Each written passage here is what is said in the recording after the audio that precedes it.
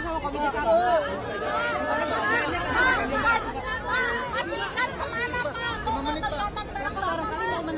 Pembebasan pilot dari mana, Pak? Tolong jangan. Iya, Ren, kau diam. Momen pembebasan. Cuma barangkali mau menanggapi ini kan kinerja dari atau dari Kemenhan seperti apa? Ya, kita bersyukur ya bisa ada penyelesaian yang baik tanpa kekerasan. Ini akibat kerjasama yang baik dari semua unsur. Persiapan pelantikan ini kan persiapan pelantikan Pak. Apa aja persiapan pelantikan? Pak, pertemuan sama Bu Mega gimana Pak? Bapak, apakah Bapak membahas? Kapan akan bertemu Ibu Megawati, Pak? Membahas kabinet diajak sama Gibran, Pak. Kapan akan bertemu Pak Bu Megawati, Pak? Pak Prabowo, kapan rencana akan bertemu Ibu Mega? Dia belakangan ini komentarin karakter Gibran Rakabuming yang menurutnya aneh sejak lama. Misalnya nih, Markobar usaha milik Gibran dulu nampilin simbol mata satu yang dianggap sebagai Illuminati. Ini disampaikan Roy di program televisi beberapa waktu lalu. Di salah satu gerai Markobar, Gibran bayar seniman bikin lukisan itu buat narik perhatian, katanya. Roy mempertanyakan esensi ilustrasi Illuminati yang dianggapnya simbol Dajjal. Lukisan itu sendiri nampilin gambar segitiga terbelah dua secara horizontal yang di dalamnya ada seorang pria bermata satu pakai jas. Dari lukisan ini, Roy menganggap pemikiran Gibran itu aneh. Apa sih yang ada dalam pikirannya pemuda yang menjadi idolanya kaum 58% ini? Kayaknya saya yakin sih 58% ini hitungan yang salah. Mungkin yang benar itu 8%. 50%-nya tadi hasil intimidasi, hasil iming-iming, hasil nipu, hasil apalagi money politik dan seterusnya. Saya kira coba sekarang ditanya, ada berapa orang sih yang bela Jokowi, Gibran, Kaisang? Ya paling 8% itu. Mulai dari hal yang berbau seksualitas sampai Illuminati. Untuk pemuda yang seusia dia, hal ini sungguh di luar batas normal. Mewakili anak muda, Indonesia emas, Indonesia cemas, iya. Nih, ini fotonya kelihatan nih dari tampilan sisi yang lain ya. Kita dengarkan Roy Suryo. Ini dunia nyatanya, bukan dunia mayanya. Dia pernah punya sebuah kafe, ya, namanya Markobar. Bukan kafe, rumah makan martabak, martabak Kota Barat. Ya, itu di Solo.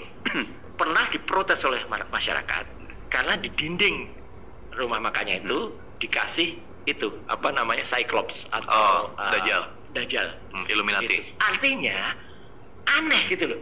Anak ini sering nyerempet gitu loh. Itu dunia nyatanya loh ya. Ini bukan dunia maya, itu dunia nyatanya. Ya, jadi bisa kita tangkap. Ini dunia nyatanya, bukan. Bisa kita tangkap bahwa apa yang terjadi di dunia nyata yaitu tergambar di dunia maya. Apa yang dilakukan di dunia maya itu tergambar di dunia nyata. Wong orangnya itu juga kok, sosoknya itu juga kok. Mudah kita melihat tipe kepribadiannya gitu, melihat karakternya. Ya sambungkan saja, ketika nyambung apa yang isinya fufu fafa dengan yang di realita Gibran, ya sudah clear, saling menguatkan.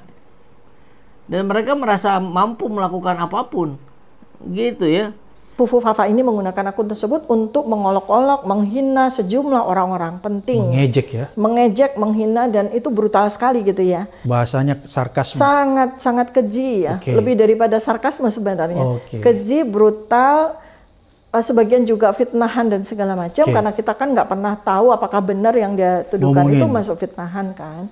Nah, itu dan nggak cuma sama satu subjek aja gitu kan. Jadi ada beberapa lah. Tapi yang frekuen banget, yang banyak sekali itu kan pada satu orang.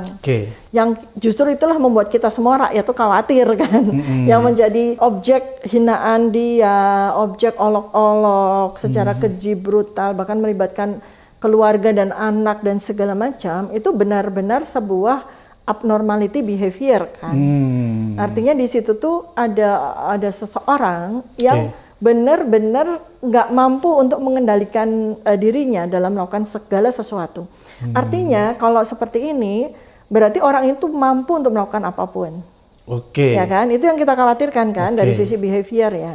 Kemudian yang kedua adalah adiksi terhadap pornografi, terhadap segala objek yang berkaitan dengan seks, gitu kan. Kita kan lihat juga itu. Kalau lihat dari jam-jamnya itu, ini kita bicara di sisi aktivitas itu, jam-jamnya itu jam-jam yang menunjukkan dia betul-betul adiksi.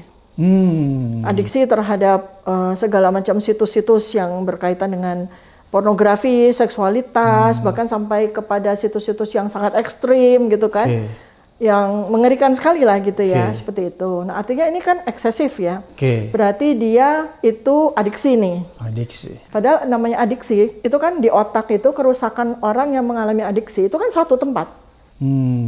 Ada sebuah sirkuit begitu, di tempat di tengah otak itu semua adiksi ada di situ.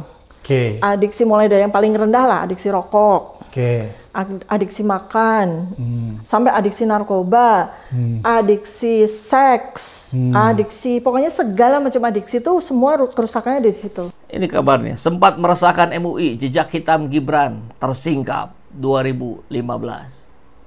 Yang tadi ya. Nah, sejak 2015 memang anak ini ngaco, dan sayangnya 58% pemilihnya lebih ngaco lagi. Ingat sekarang berkurang kok, saya kira tinggal 8%. Jadi sorotan MUI minta gambar Dajjal di kafe milik putra Jokowi dihapus. Ini sudah meresahkan MUI, ini sudah meresahkan rakyat, meresahkan umat Islam.